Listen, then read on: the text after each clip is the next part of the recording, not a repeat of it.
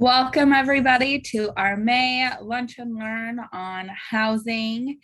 I am Haley Wentberg. I'm the Executive Director for the Arizona Peer and Family Career Academy. We are excited to be here today with Vanessa and Kris, who come from Arizona Behavioral Health Corporation, or better known as ABC Housing. They have an amazing presentation. This presentation was also sponsored by Molina Cares Foundation. Without them, I would not have the funding to make these lunch and learns possible. We will have this recording available on our YouTube after this session. So later today, be on the lookout. So if any of your coworkers didn't make it today and you want to share this with them, please feel free to do so. Want to go over a few logistics before we get started. I know many of you are probably Zoom pros by now, but for those of you who aren't yet, let's go over some basics. While we are presenting, we will ask that you stay on mute. If we have time for questions at the end, we will go into that. Your mute button will be at the bottom or top of your screen, depending on what system you are using and version of Zoom. It is incredibly helpful to us as we're presenting. If you are on camera, there is nothing harder as a presenter to present to a whole bunch of black screens and little black boxes. However, we also understand if you're wanting to eat your lunch, that's okay. We don't mind. And so don't feel any sort of pressure. We understand life happens. Additionally, we will be utilizing the chat box throughout this and some polls, so know that that is going to be a process. Additionally, if you would like to speak during our training today, please feel free to raise your hand. It will help us make sure that we're not talking over each other. Since we are recording this session, that will just make sure that we have good audio quality throughout. And while we have a quick moment, let's introduce ourselves in the chat. Give yourself your name in the chat box, your title, your organization, and answer the icebreaker question of the day. What was the last thing that made you laugh? So again, I'm Haley Wentberg. I'm the Executive Director here at the Arizona Peer and Family Career Academy.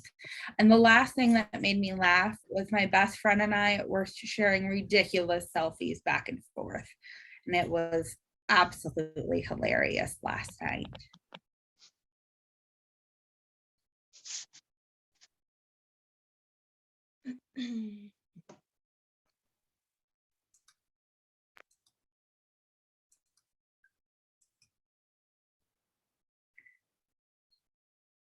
We have Adria, the Director of Operations with Avant Recovery. Welcome, Adria. What made you last laugh though, Adria?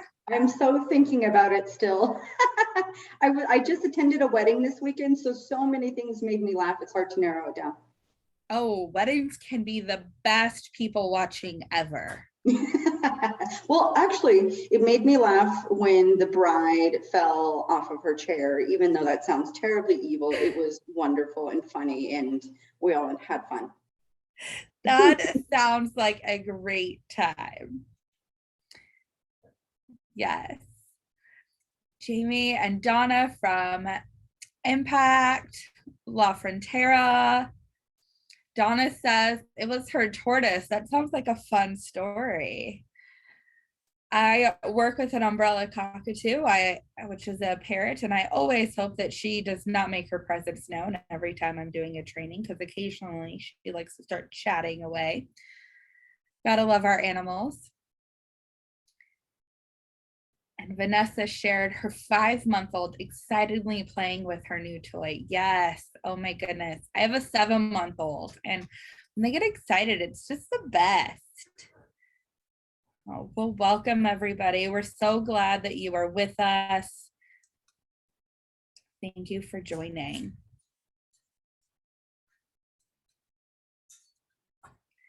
So who is the Peer and Family Career Academy? For those of you who've seen before, you could probably give this speech already, But for those of you who are new to us, and this is your first time joining one of our trainings or our Lunch and Learn, our mission is to inspire recovering wellness through professional development and continuing education in order to equip emerging leaders and strengthen the peer and family support workforce.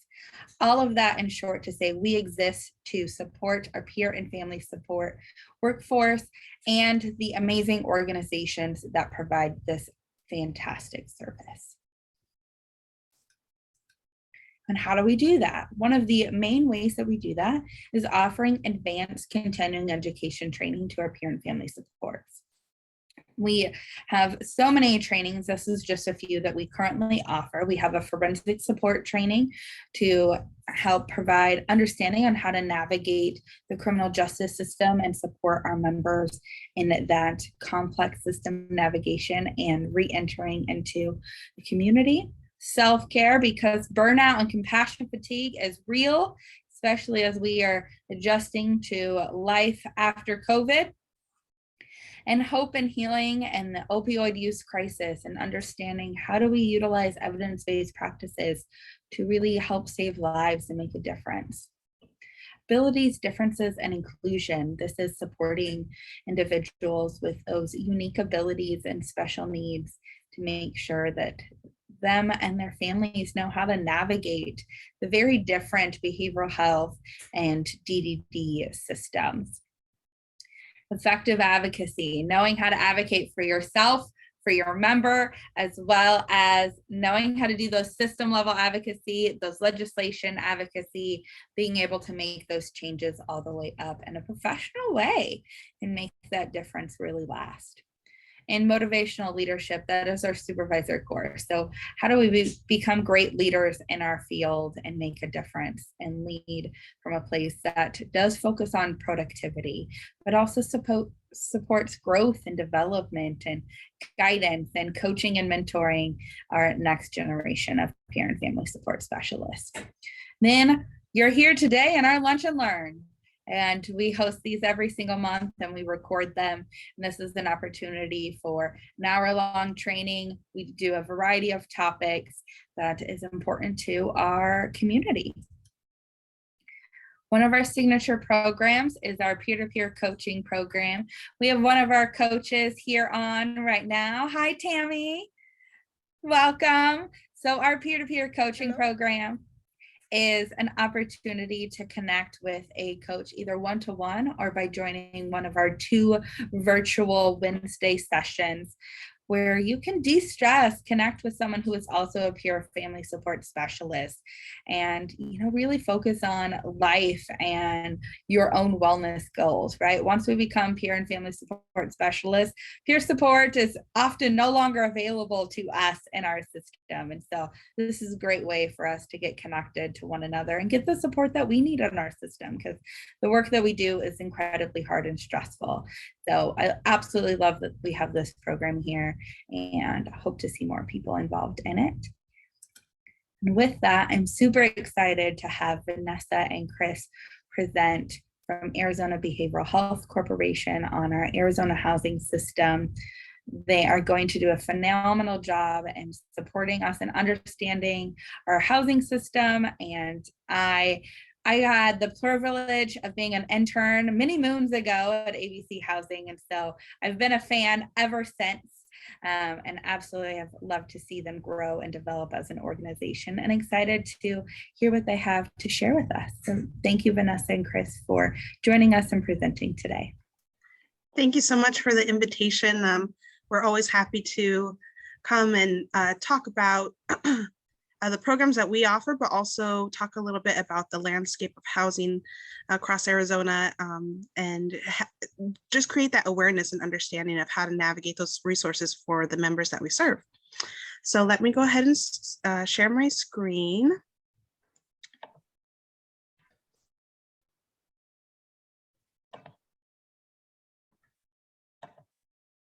All right, can everyone see that? Great, awesome.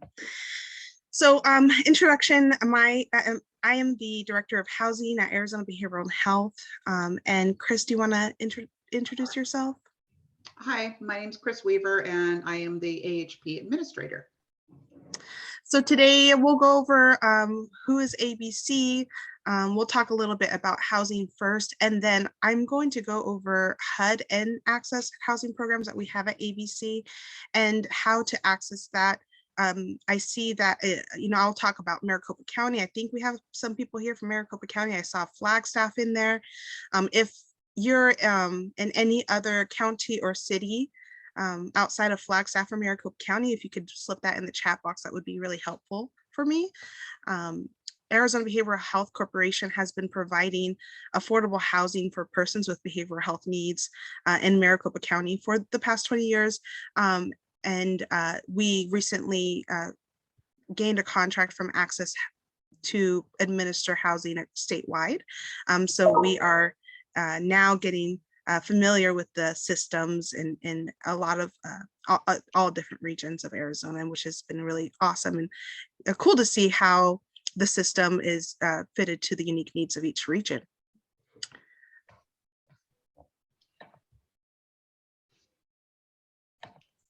So that's ABC. That we understood that at the time of when we were founded, there was that gap in specialized housing for persons with behavioral health needs. And our founder, Ted Williams, sought to fill that gap.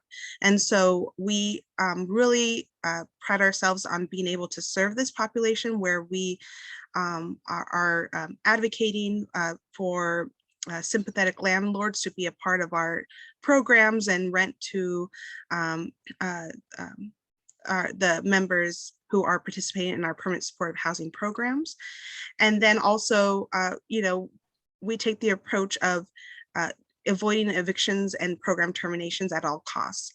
We understand that we may need to rehouse people a couple of times, that throughout their recovery journey, that may be a necessity. And we have had really great success with that, in that once, we find that right fit, that they're able to do that long-term, to maintain their housing long-term. We also, you may hear the name HOME a lot. And so I like to explain the relationship that we have with HOME. We are on all of our programs, both HUD and Access, we are the grant holders. So we take that administrative systems level approach where we are communicating with funders, stakeholders, we create policy, we do the financial management and advocacy, and then we contract to HOME to do the day-to-day work. So if you are have a member in one of our programs, you will be communicating with the home housing specialist for all of your needs, from intake all the way through program participation, annual recertifications, and hopefully, graduating on to independent housing. But that is the separation of roles between ABC and HOME.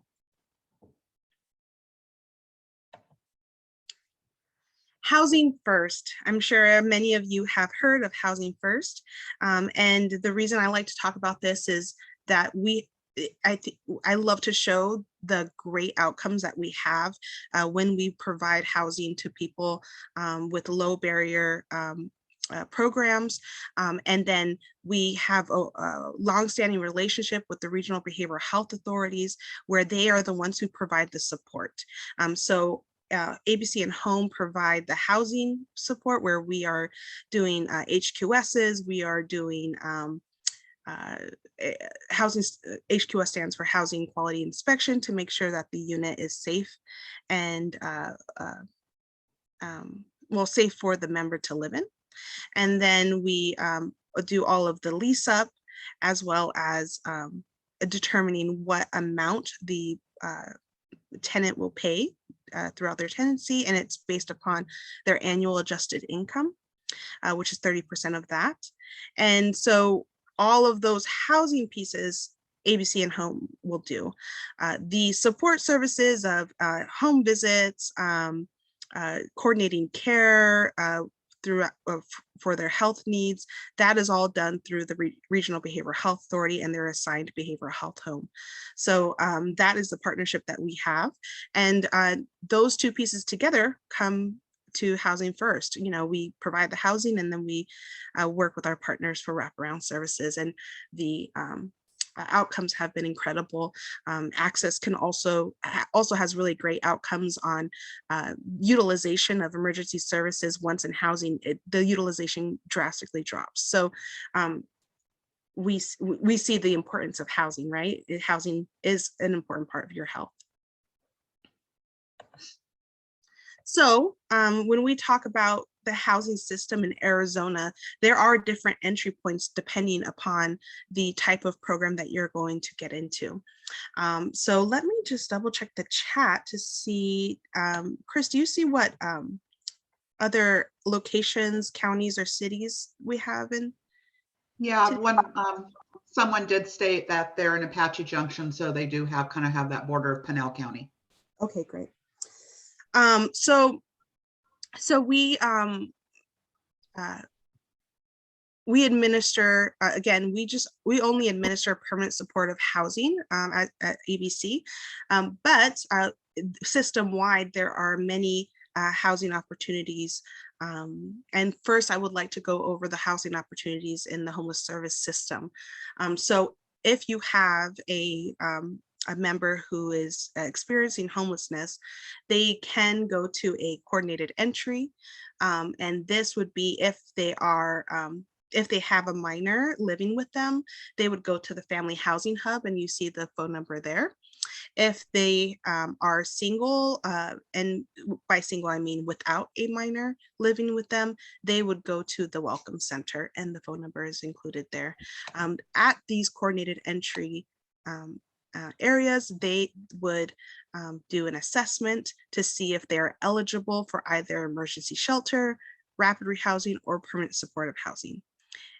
Depending upon which intervention they are eligible for, they are placed on a wait list and will be notified when a vacancy is available. And the great thing about coordinated entry is they have all of the providers, and I'm speaking specifically about Maricopa County, all of the homeless service providers are through the coordinated entry. So the member is matched to the correct program without the member having to call 10 different providers to see if there's a vacancy. So that's the really great thing about coordinated entry. And so when in Flagstaff, I'm sure you are all, those members in Flagstaff, they have a really great system of coordinated entry and local continuums of care per region, and they all have a really great coordinated entry system as well. I don't have the contact for that, but I think Catholic Charities is a really great place to go to for questions on Northern coordinated entry. In Maricopa County, emergency shelter usually looks like up to 120 days that they can stay there. Rapid rehousing is a short-term program designed for permanent housing. So the member would get into a tenancy, that a lease that is signed with a landlord and themselves. It does not include the provider. So that is their lease, that is, their housing. But rapid rehousing provides a short-term subsidy to assist it with moving costs and ongoing utility and rental assistance until the member is able to take on those, the complete rental responsibility themselves. And then permanent supportive housing, which ABC offers, is long-term support. So we provide rental and utility assistance as long as the member continues to be eligible for our programs. And that eligibility criteria for HUD would be just one, in the beginning, that they're experiencing homelessness, that they've gone through coordinated entry, and we have received a referral from coordinated entry to our programs, and they continue to stay eligible as long as they are in financial need. So once they are able to pay, and they no longer have a subsidy from us, then they would graduate from our program. But until then, they are able to have permanent assistance through our programs. I'm happy to pause there. Kris, do you see any questions in the chat on that?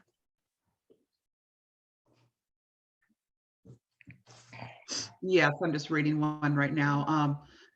I'm just going to read this out loud. I have referred many of my patients to the coordinated entry sites, and they usually don't know what the patient is talking about. I have even called them and received the same information. Tracy, do you want to elaborate on that? Yes, can you hear me? Yes. Yes. Okay, yeah, I've called a lot of the agencies that are on the list of Mhm. as being coordinated entry points, Mhm. and they don't know what I'm talking about. They don't know what my patients are talking about as far as being able to get emergency housing.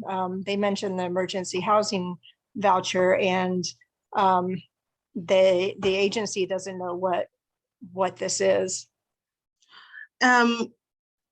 When you're speaking about emergency housing voucher, are you speaking about permanent supportive housing, rapid housing, or emergency shelter? It's through the Maricopa County Emergency Voucher Program, and Right. it's going through the entry points. Yes. So those emergency vouchers are coordinated through the coordinated entry. I would say, I don't want to speak for coordinated entry, so I want to be clear about that.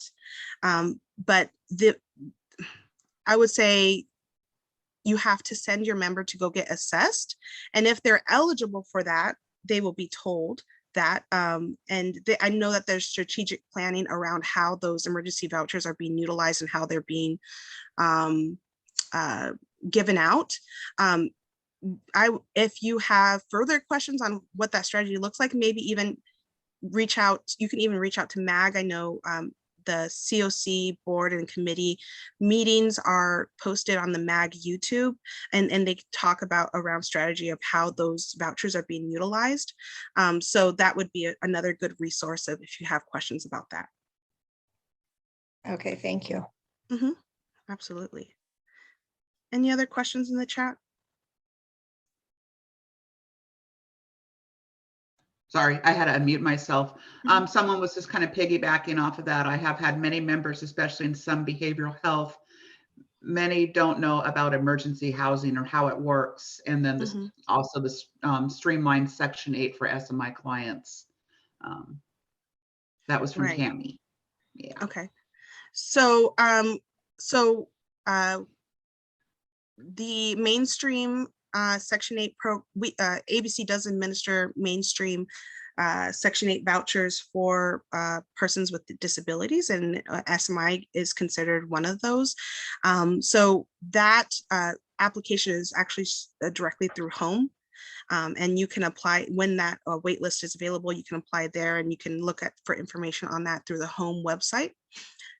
Kris, do you mind putting the HOME website into the chat? Yes. And so we periodically accept applications for that. And then as far as, I think the other question was around emergency shelter, the main thing is being assessed and being placed on emergency shelter wait list at those coordinated entry spots. That is your number one. Make sure that they go. I know Family Housing Hub is doing assessments over the phone. I'm not sure about the Welcome Center, but of course, please call and get that information directly from them. Are we good on those questions, Kris? We are. Great, awesome.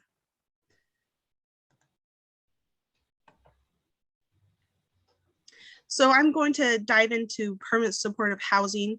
Again, ABC offers this through two different funders. Through HUD funding, which is focused on the home service system, and then through Access. So here I'm talking about our HUD supported housing. So who is eligible? People who are currently experiencing homelessness, who have an SMI determination. We also do have one grant for general mental health. And so that is a possibility. And so definitely, even if your member does not have an SMI determination, if they are experiencing homelessness, please still send them to the coordinated entry. And then again, we take all of our referrals from coordinated entry. And then when I get this question a lot, when can I get housing? And there is a wait list for all programs, but there's no guarantee of when the resource will become available. But I always tell everyone, get on as many wait lists as you can, because you never know when that resource will become available and if that member will still need it. Do I need income? No, income is not required for our programs. We determine the rental subsidy that the tenant will be responsible for based upon 30% of their adjusted income. So if they have no income, then they have no rental portion. Who provides support services? The regional behavioral health contracted behavioral health homes provide those services. So they will provide all of the support from the intake through housing search all the way until their tenancy. All of that support is through the behavioral health homes. And I know we've had a lot of interactions with amazing peer support specialists, really supporting members through this process, because it can be very daunting. So I appreciate all of the peer support specialists that do an amazing work. When does the program end? And I think I talked about this earlier. As long as they need that assistance, they can be a part of our program. If they do receive a termination for, program violations, like for example, we do have to have them recertify in, their program participation on an annual basis. And if that's not done in a timely manner, we do send out multiple reminders to clinical teams and to the members and any fiduciaries that are listed. But that is, if that paperwork is not submitted, that could be a reason for termination. If termination is given, then there is an appeal process that you can help the member through. So you can submit an appeal request. A decision will be made in a timely manner, and we have a whole process for that. So when a termination is sent out in a letter, that appeal process is explained in that letter. So definitely supporting a member through that is very helpful. Any questions there? So Susan just popped in a message. How can our organization get on the list to receive and manage new houses for low income? We also want to build studio apartments in downtown Phoenix on our own property. Can you link me to some funders or care dollars? Yeah, I think we need as many affordable housing developers as possible in our community. There's always a need for affordable housing. I would not claim to be an expert on that, but maybe a really great new topic to put forth. I don't want to answer that question just because that's not my forte. So I want to make sure that, but there is, there's trainings out there and other opportunities. I think just being aware of any requests for proposals that go out. Access sends out a request for proposals, ADOH, I think I don't have an exhaustive list of funders, but definitely always be on the lookout, subscribe to different like newsletters. That's how I usually get notifications of any requests for proposals that go out. And then also I'd say the HUD website is really valuable. It gives you all kinds of links, like how, if you want to be part of the programs, if you wanted to do HUD housing. There's also some tax credit builders out there. Tax credit is getting really popular now. And it's basically, for those who don't know what the tax credit program runs, it's basically a program to where a builder agrees to keep the rents at affordable rates for usually it's like 20, 25 years. And in return, by doing that, they get pretty good tax breaks annually. And so it's a way to create some affordable housing. And you can just Google, something about, tax credit, companies or whatever. So those are some resources. Google is always our friend. So, someone else said, is there a program option for people with no income? None of our programs require you to have income. So if you're zero income, you pay zero rent. In the exception of tax credit properties, there does need to be a minimum amount of income due to the fact that utilities are not included and they have to pay their utilities. But usually income is not a barrier. Awesome, great. So what will your, the member experience when going through a housing program through ABC? There's the application process, and once for HUD housing, it would be through coordinated entry. For access, it's going to be through ABC. We accept applications directly.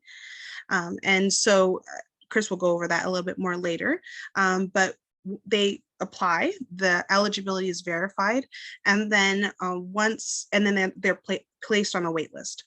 Once the vacancy is identified and the next person on the wait list is notified, they go through an orientation. If they are in a scattered site housing program, which means they receive a voucher and then they go into the community and find a landlord who's willing to rent to them, they would go through this housing search process of that. The support during that time is so crucial with ABC housing programs, and I believe Maricopa County statewide, even no matter what housing program you're in, is providing landlord advocacy, and also I think they're looking towards having a site similar to PADmission. If you are all familiar with that, PADmission is a site that HOME has administers for their housing participants. So it's like an apartments.com. You can go on there and you can search in a certain area of different landlords and the vacancies that are available, 1 bed, 2 bed, 3 bed, and the housing participant that you're assisting will have a sign-on to that website, and they can go on there whenever they like. So that support during the housing search process is so helpful. And then once they identify a unit that they want to live in, they go through a tenancy approval that includes that HQS inspection I was speaking about. We make sure that the rent that they're charging is reasonable for the area, but really, is our rents reasonable anywhere right now? Probably not, but to the best of our ability, we try to help advocate for reasonable rents. And then if there's any reasonable accommodations needed, if they have ADA needs, that we can help to advocate for those reasonable accommodations with the landlords. And then they move in, they get a starter kit with each of our programs that has general household items everyone needs to get started in their new home. And so that's kind of the process. Any questions about that process? Okay. And I'll hand it over to Kris to talk about the Access Housing Program. Okay. So effective 10/1, we were awarded the contract for community living and scattered site programs statewide. So that's the southern, northern, and the central region. So there's 3 different programs. We have eviction prevention and move-in assistance. So we want to prevent somebody from being evicted before we house them. That program is through Home Inc. directly. So I did put the link to their website in the chat. So you can go onto that, and that will take you to their website and explains the eviction and move-in assistance. But it's going to help preventing them from being evicted, and then also just move-in assistance as well. Now, we also have a community living program and a scattered site housing. And Vanessa, I don't remember these slides. Does the next slide break them down, or do I need to talk about them here? Yes, it breaks it down. Mm-hmm. Okay, so if you can go on to the next page, please.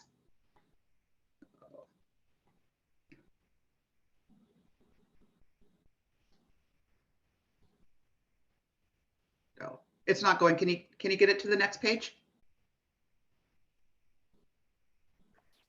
I did. Maybe it's, you don't see eviction prevention, move-in assistance. No, does everybody else? I'm still on the main page. Oh, I there it see it. goes. Okay, there it was. A There's- little lag. Yeah, my computer's been a little laggy today, so I apologize to everyone. So the eviction prevention and move-in assistance is directly through HOME. They're the ones that manage the funds. The requests go through them. So it's for members who are at risk of eviction and homelessness. And then they do need to be referred by the clinical team. Also, they need that designation of SMI or GIMSU. So, and it's pretty self-explanatory here. I don't want to kind of read the whole thing, but we do cover rental arrears, utility arrears, and then move-in assistance up to $3,000. So, I mean, obviously it's very expensive for somebody to move in. So, the application fees, the deposits, utility deposits, all things like that. And that also includes, in some cases, utility arrearages as well. So, because that can prevent them from moving on to a new place.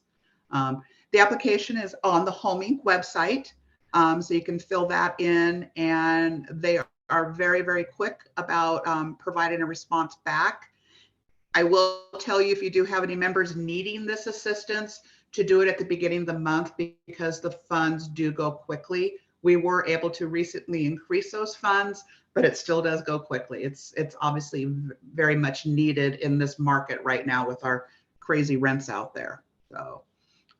Is there any questions on that? Oh, okay, next slide. I'm looking right now. I think Adria asked if we can get a copy of the slides. Yes, you can get a copy of the slides. Okay. A question? Yes, go ahead. Hi, this is Suzanne. Is there any barrier where you have to prove you can continue to make the payments to receive this eviction prevention money? No. Thank you. So it's just that once, there's a flat out amount. And so once you've used it, you've exhausted it. So obviously we want the clinical support to, help them budget and so forth. So hopefully they don't face that again. So it's like, it can't be used monthly per se. So some help, education, support would be good for them. Yeah. And there was one more question from Tracy. If someone already has a Section 8 voucher but needs support in finding an apartment, do you help with that? We don't directly help with that. Again, if they're in Maricopa County, Maricopa County is funding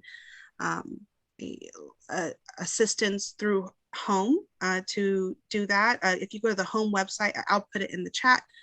They have a new service called Threshold that is helping all housing service providers throughout Maricopa County. So I'll put that website in the link as well in the chat. And there also are the 7, again, this is just Maricopa County, but the PSH service providers, they do have, they can provide support with location, helping locate apartments. And so you could reach out to one of the 8 contracted service providers as well.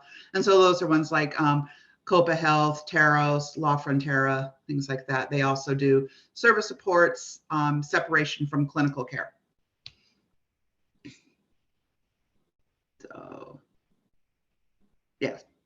So, okay. Okay, next slide.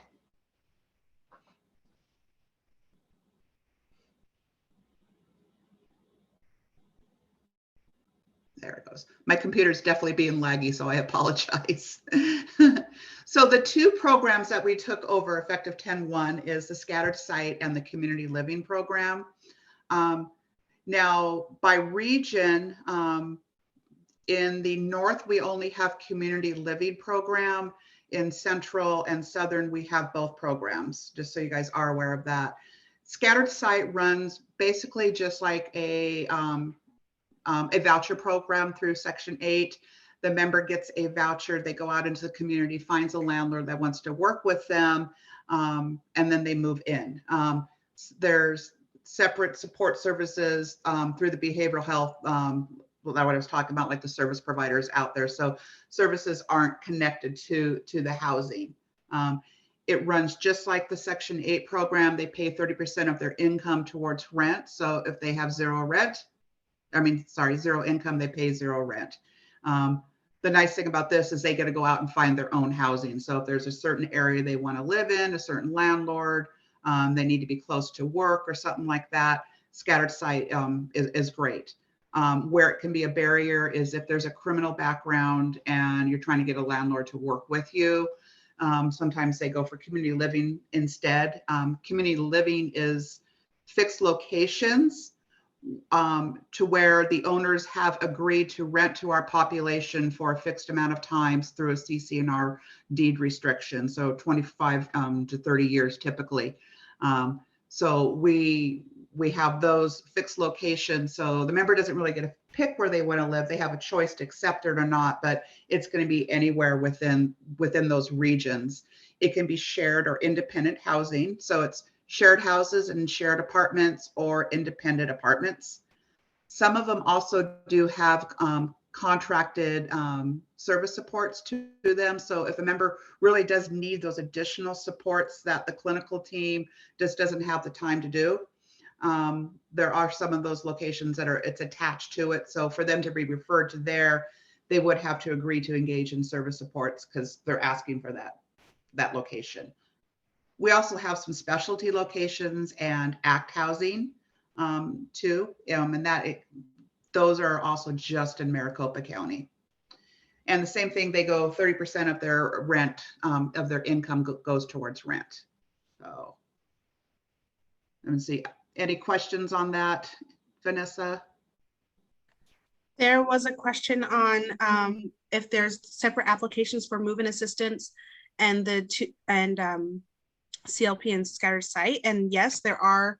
I am posting it in the chat of links to eviction prevention, and then separately a link to the application for both CLP and scattered site. That one is one application. Yeah. So on both of these programs, the application, yeah, it's on one application, and you would go to our website, complete the application, and then submit that to us directly. And then if the application is approved or disapproved, you're going to be notified via email. Once the member is on, they're all going to be on a wait list. The one thing to unfortunately remember is this is not emergency housing. There is a wait list, and we do send issues based on prioritization, but they are going to wait. And we really can't give a guesstimate of how long. But like the other programs Vanessa was talking about, it's better to get them on there and then just stay in communication with us. If a crisis has happened or something like that, that might change their prioritization. So, reach out to us. But in any way, the case manager and the member will be contacted by home and to schedule them for an orientation and intake. And then at that time, they have the choice to, they get to go out and tour the place and decide if they want the placement or not. If they want it, then they just go through the rest of the process, the paperwork, and then sign a lease with the housing operator. And then they get to move in.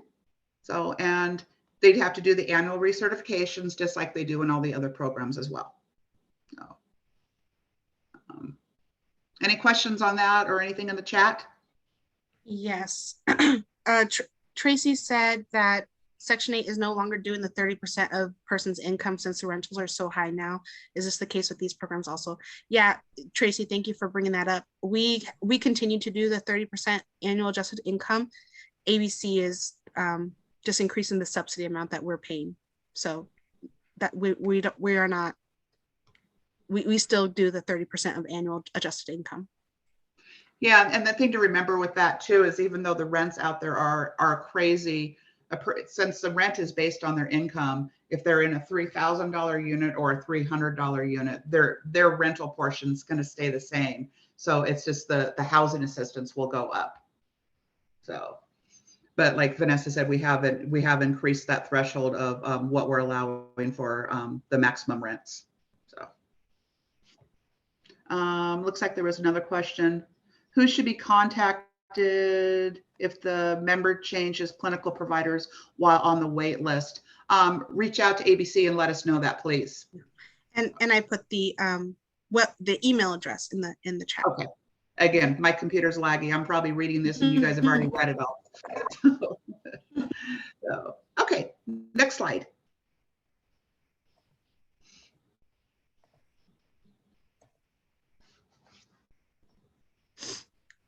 So I think Kris and I can take this one together. We overall, I think fostering success in housing really takes a holistic approach, especially from that direct support perspective. Creating a housing plan that has multiple options is so important. Like I said earlier, as many wait lists, there's no limit to how many wait lists you can be on. You can be on a Section 8 wait list, and for that, you contact the housing authorities in your area to do that. You can, be on our wait list, or there's also affordable housing tax credit wait lists you could be on that are, they're not based upon the person's income. It's just a flat rate that's more affordable than market rate apartments. And a really great provider of those type of units are Native American Connections. I can't think of another one off the top of my head, but they have just these beautiful developments that are affordable housing. But yes, just have multiple options that are fit the needs of the person that you are assisting. Create a plan for income, if that is possible, whether it be, SSI or SSDI, or if it be earned income. Income is very helpful, not just obviously for paying rent, but paying for those expenses that are necessary for housing stability outside of rent and utilities, transportation and food and all of those other expenses that we are all very aware of. And then the biggest thing for our programs is being document ready, making sure that whoever you're assisting has those documents, social security card, driver's license, birth certificate sometimes, but social security card and driver's license are the biggest ones. And so having that readily available so that when they are called, they can go straight to orientation. We have been finding that that's been a big barrier lately. So do you want to go, Kris, do you want to go over providing support services? Sure. So the supportive services can either be through their clinical care supports or like a PSH service provider. And it's basically just the things that we take for granted. We know how to pay our monthly rent, our mortgage. If something goes wrong, we know who to call.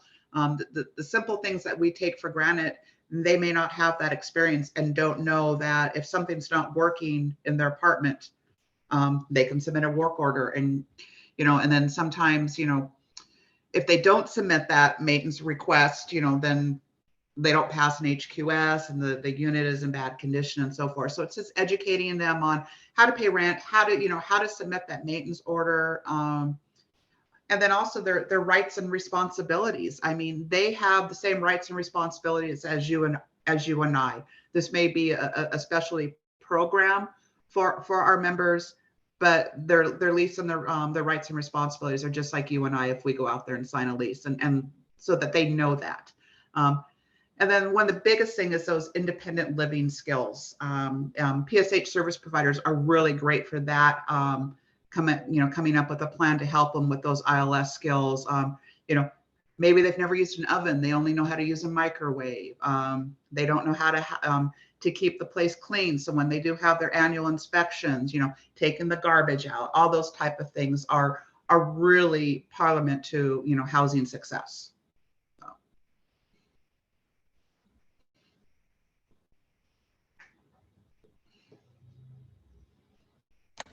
All right, well, that concludes our presentation, but we are happy to answer any further questions if anyone has any.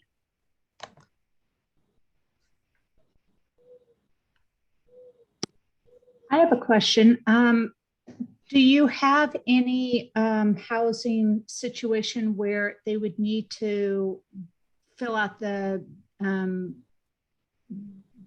dispatch, or I can't think of how you pronounce that, and would it put them at a higher priority level than someone else, or could they be dropped lower if they have a lower score?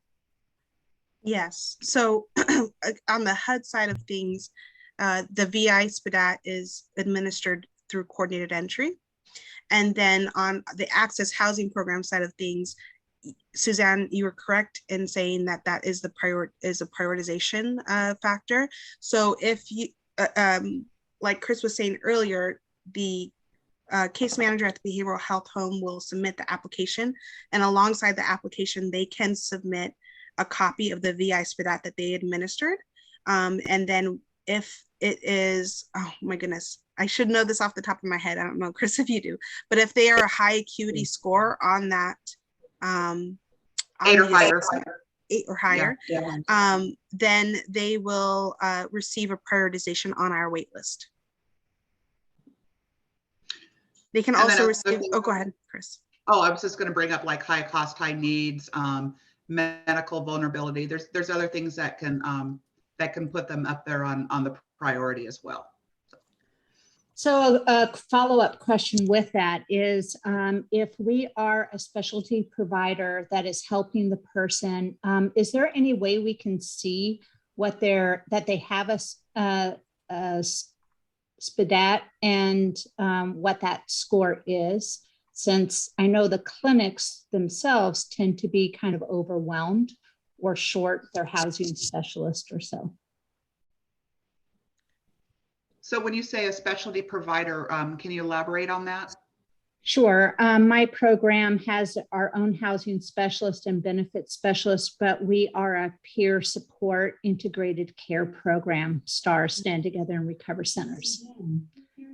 Okay, so you would be providing additional supports to a member that might have a clinical care home, and you just needed to know what their score would be. Is that correct? Yes, and that they actually have it so that we can ensure that they're on whatever wait lists they're eligible for and where they kind of stand on those various lists.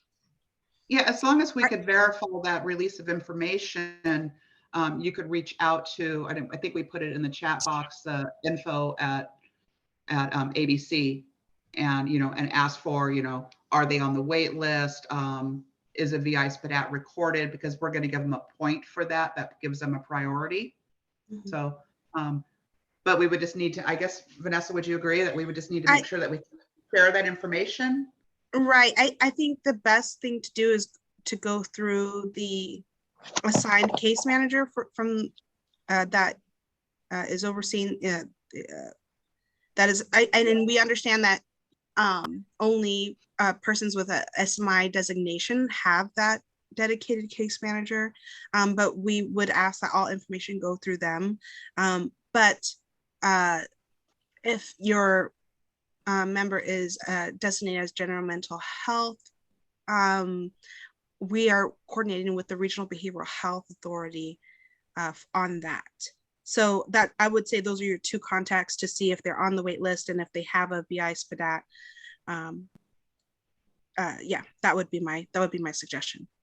No, the way that we do it, as we have 2 housing case managers at LifeWell, and so in order for us to track if the VI SPDAT was completed, usually the housing specialist would have access to like a system called HMIS, or Homeless Management Information System.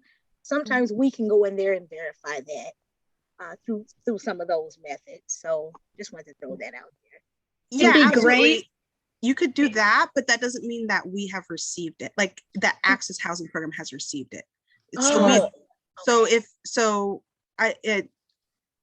would be with the responsibility of the case manager who's submitting the application to attach that. We don't go into HMIS and look for that. So if Suzanne, if you're wondering if we have it, I would ask the person who submitted the application, which would be the case manager. Right. I'm just experiencing a lot of case managers that have no idea, and they're like, I don't know.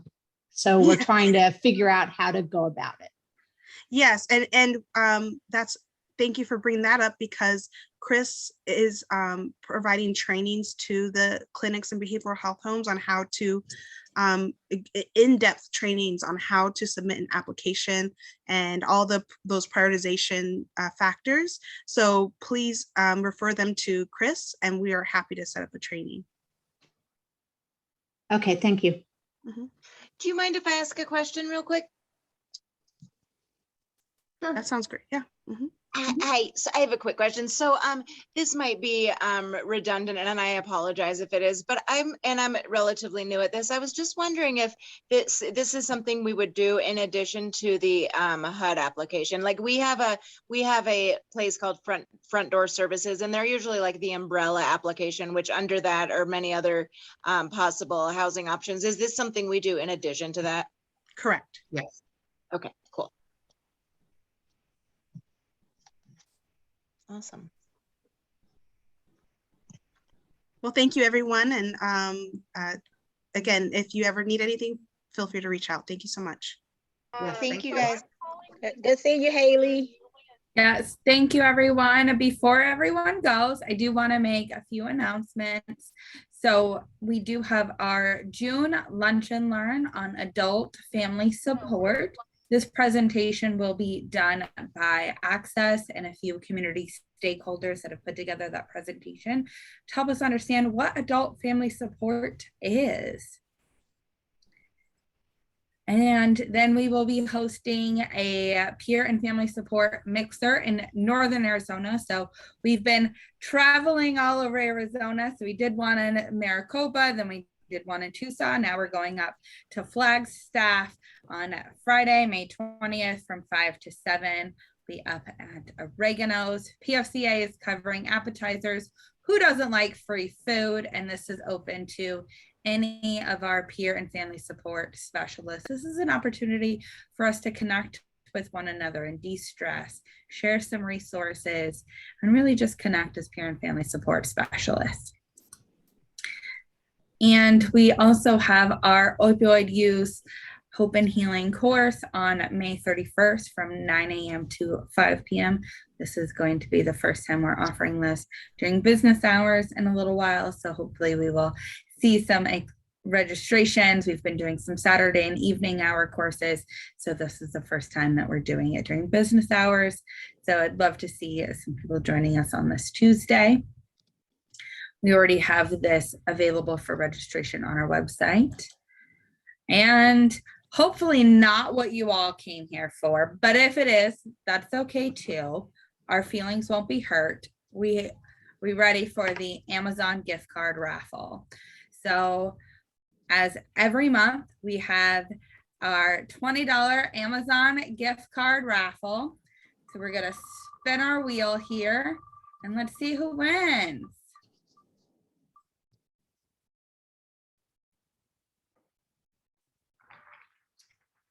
Avery's still with us. Does not look like it. All right, so we will spin again. You gotta be present to win.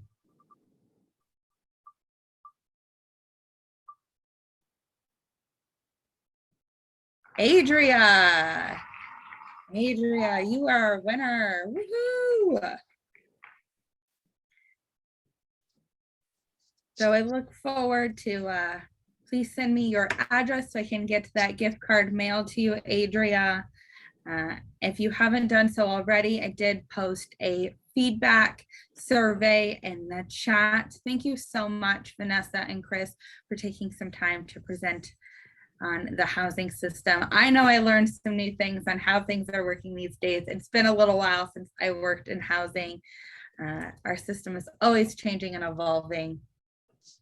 And I really appreciate you guys taking the time to join us for this Lunch and Learn on Housing. Thank you so much. If you haven't done so already, sign up for our newsletter, like us on all of our social media channels. If you have any other questions or follow up today, please feel free to email me or give us a call. And this phone number leads directly to me. Thank you so much for joining. Thank you again, Kris and Vanessa, for your amazing presentation today. It was definitely a pleasure to have you with us. Thank you so much. Thank you. Have a good one.